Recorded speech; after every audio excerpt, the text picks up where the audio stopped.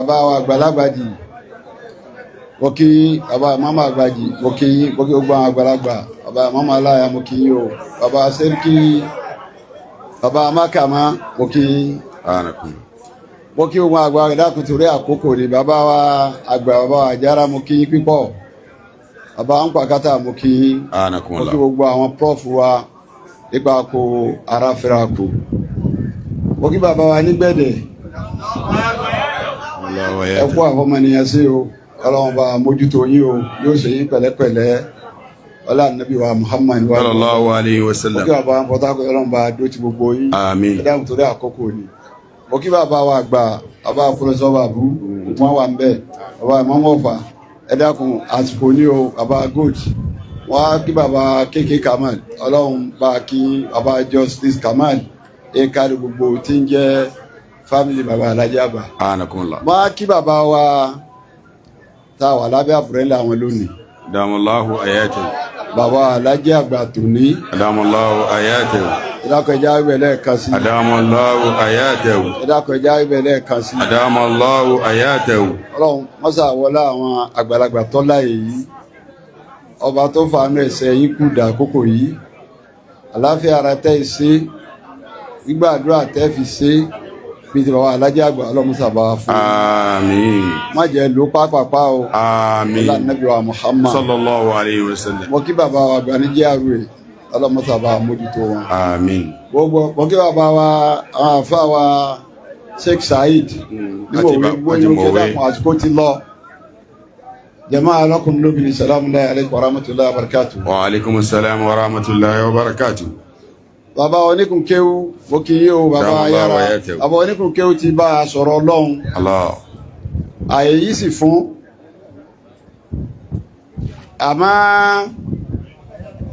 àwọn àgbàlagbà wọ́n ọ̀nà àwọn àgbàlagbà lára wa lánàá pé báwo la ṣe ṣe táyọ̀ tàṣìlẹ̀ kẹ́lẹ̀ báwo la ṣe ṣe táyọ̀ tó ní kíjì palẹ̀. Allah. ọgbọ́n àgbàlagbà tí ẹ̀fà yìí wọ́n lẹ̀hún náà albarka ọ̀nà ọlọ́wọ́ bá jọ́ràn yìí o. àmín. ọlá nàbí wa Muhammad. sallallahu alayhi wa sallam. bàbá wa alájí àgbà rahimahullah àyà kan náà ni mo fẹ́ fi táṣí àmì látara bàbá wa àlífà tànà tí wọ́n lọ yìí ọlọ́mọba ayá fi wọn bàbá sí ìsọfún láì rọ́mọ ayá fi wọn àlífà níjẹ ọlọ́run yá fún wa tó ti lọ bàbá sí sultan ọlọ́run yá fún wọn. èyí ọmọ àṣìmọ̀ nípa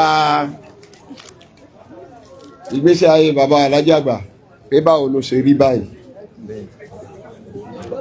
bí èèyàn bá ní ẹ fẹ́ kọ̀rọ̀ ń pa àbá ò lè kọ́ tán àmáyà kan lọ́sàrí wá sí mi lórí níjòkó mi yìí. بعد بسم الله الرحمن الرحيم أعوذ بالله من الشيطان الرجيم بسم الله الرحمن الرحيم القرآن sọ pé أم حسب الذين اجترحوا السيئات أن نجعلهم كالذين آمنوا وعملوا الصالحات سواء محياهم ومماتهم سواء àmà yàkùnmù. wọ́n bá lọ sí sọ́ọ̀tù jásí àyà 21 ó yẹ kó rí kàràkàrà bẹ̀. àwọn èèyàn ní a máa ń dàrú mọ́lọ́n lọ́wọ́ kì í dàrú ìṣẹ́jú méjì náà mo fẹ́ lò. àmọ́ àṣìbẹ́lẹ́dínà jìtọ́rù sayyi'ati ànàjì aláhùnmù kàlẹ́dínà àmọ́nú àmìlù sọ́lẹ̀àtì. Ọlọ́run ní ẹni tí ò dẹrù rẹ̀ dáadáa àwọn tó pe gbogbo tí wọ́n wáyé wá ṣe jìtọ́rù sayyi'ati àbáyé jẹ́ ni ànàjì aláhùnmù kàlẹ́dínà àmọ́nú àmìlù. wọ́n wá báyé jẹ́ ọwọ́ abẹ́bí jẹ́ ọwọ́ abalẹ̀ jẹ́ ọwọ́ abàdúgbò jẹ́ ọwọ́ abẹ́sìn ọlọ́run ọba jẹ́ àwọn tó pé tí wọ́n mójútó láyé tí wọ́n wá ṣe nìyẹn ọlọ́run ní.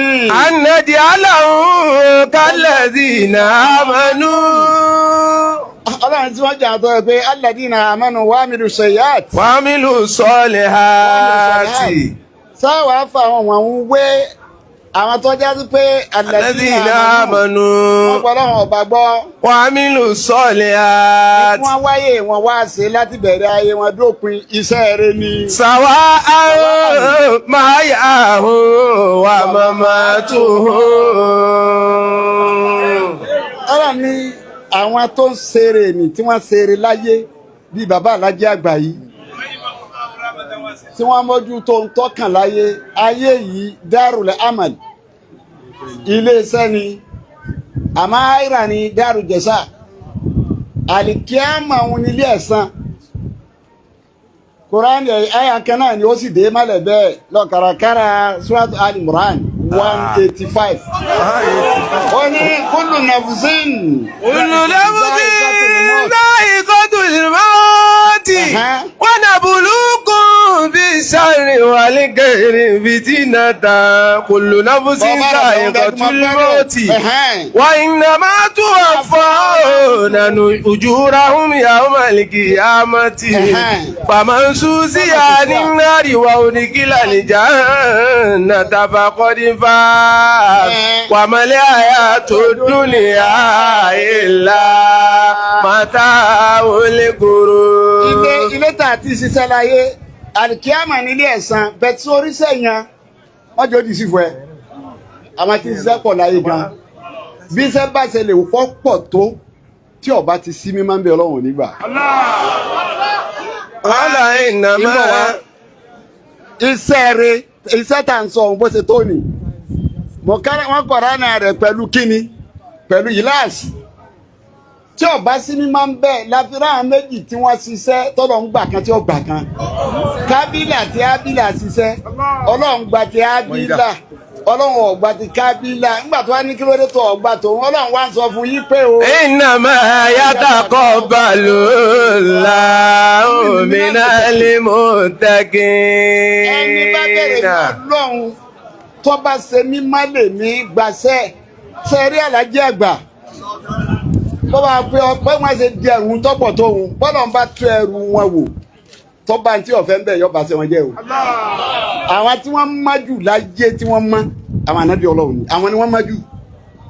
nígbà tọ́lọ̀ ń fún ara rẹ̀ òun lọ́wọ́ sàwọn lẹ́sà ọwọ́ aróyìn náà nígbà tí ń kàn án bọ̀ ó ní wà tí ká wùjá tì náà. àtẹ̀yìn ìmọ̀ra omi yìí náà fáwọn dàrájà tí máa ń dàṣà. nígbà tí wọ́n ka gbogbo wọn ó wá ń kà wọ́n títí àtẹ̀sà tó sà wọ́n wọ́n kà wọ́n títí bí wọ́n ṣe jẹ́ ní ire ìgbà tí ó wàá sọ̀kalẹ̀ rẹ̀ lọ sí An'am ìgbà tó lọ́n fẹ́ sọ̀kalẹ̀ àyà kan tí máa ń bà mí lẹ́rù nù àwọn tá à ń sọ̀rọ̀ wọn yìí ànábì Ọlọ́run ni wọ́n o àwọn tá a sọ pé wọ́n dá jù wá lọ àwọn tá a sọ pé wọ́n má jù wá lọ ọgbà lọ́wọ́ wàá sọ̀kalẹ̀ àyà ń bó ṣe ìmọ̀ tó wọ́n sọ̀kalẹ̀ sínú torí àsìkò Ọlọ́run ní wà. láwọn àṣìràkù ọ̀nà ìlà àṣìràkù tó bá kú mo ṣe ìyín tó iná tí mo lẹ́ni ire ni yín o. làbítọ̀ ni ó máa kànú yàmọ́lú. gbogbo ń tẹ̀sẹ̀ wọn kì í sì bàjẹ́ tó apẹ́ bá ṣe bọ̀ bàbá wa Alájí Àgbà ẹ̀jẹ̀ Allahu ta'ala anhu Ọlọ́run mọ́sá yọ́nú sí wọn. Etí wọ́n ṣe mímọ́ ni wọ́n fi ṣe lọ́lọ́run wá gbà. Ìbẹ̀rù Ọlọ́run ni wọ́n ṣe lọ́lọ́run wá gbà. Wọ́n máa ń ṣe screening fún yàn. Wọ́n máa ń ṣe Ọlọ́run ṣe screening wọn wá rí i pé ọkọjá. Ibi tọ́lọ́run ti máa wá dúró dé yàn. Ẹ̀yin ni o. Ọlọ́run wá ṣàánú bàbá Ọlọ́run mọ́sà wọlá àánú wọn tí ń ṣe é bọ̀ tipẹ́. Ọlọ́run má dá wà àánú nínú ilé yìí. Ọlọ́run má dá wà àánú nínú ilé yìí. Gbogbo ẹ̀dá tó bá ṣiṣẹ́ láyé. Gbogbo ẹ̀dá tó bá ṣiṣẹ́ láyé. Ìta fi mọ̀ pọ́lọ́ ń gbaṣẹ́ rẹ̀. Táfi mọ̀ pọ́lọ́ ń gbaṣẹ́. Táfi mọ̀ pọ́lọ́ ń gbábọ̀ rẹ̀. Táfi mọ̀ pọ́lọ́ ń gbábọ̀ ẹ̀. Kí ni ṣe fún lẹ́yìn ẹ̀ ni? Kí ni ṣe fún lẹ́yìn rẹ̀ ni? Àwọn àfa pọ̀ ń lọrin. Àwọn àfa pọ̀ ń lọrin. Àmọ́ Ọlọ́run ẹnu máa ń bà wọn méjì pípọ̀. Ẹnu máa ń kọ́ méjì púpọ̀. Ẹnu máa ń kó wọn púpọ̀. Bàbá ti ní bàbá Alájí Àgbà. Bàbá Alájí Àgbà tá a dákọ̀ wọn. Wọ́n ní bàbá Sheikh Adam. Wọ́n ní bàbá Sheikh Adam Al-Alori. Ìtọ́fà ni pé iṣẹ́ àwọn méjèèjì ń pọ̀. Ǹjẹ́ iṣẹ́ wọn pọ̀ lọ́fà? Sọ́dọ̀ àwọn tá à ń dákọ̀ yìí. Àwọn tá à ń dákọ̀ yìí. Bàbá ni wọ́n ń sọ ní ìsìn. Bàbá ní bàbá Alájí Àgbà à ń sọ Àràfà Àgbà. Allah. Tájù Làdábì. bàbá sí Ádámù à ń sọ̀rọ̀ àfẹ́sìn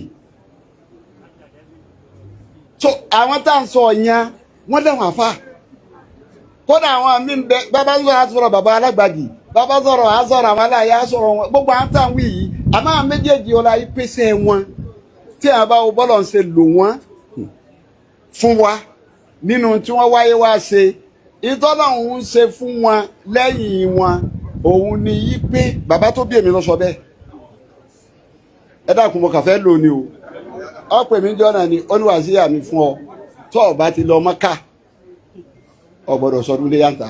Allah.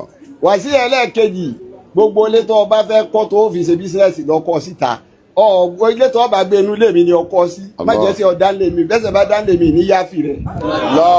Ọlọ́run o tó sànú yàn kẹ́sì ọmọ dání rẹ̀ kì í ṣe gbígbàdúrà kékeré. ẹ wá wà lájẹ́ àgbà lájòkó bìgbà wọn ọ̀lọ́ yìí. ẹ wo ṣe Ádámù lọ́dà bí ìgbà tí wọn ò kó òun ọlọ́mọsà yọnu sí wọn ọlọ́mọba wa kẹ́ wọn ọlọ́mọba wa kẹ́ wọn ọlọ́mọba wa kẹ́ wọn ó ṣe kúṣe ní fún wọn rọ́bìnrin yìí sọ́ọ̀tì àmọ́ yẹn. ẹ wò ó ẹ jẹ́ á farabalẹ̀ gẹ́gẹ́ bí ọmọ tí mo jẹ́ fún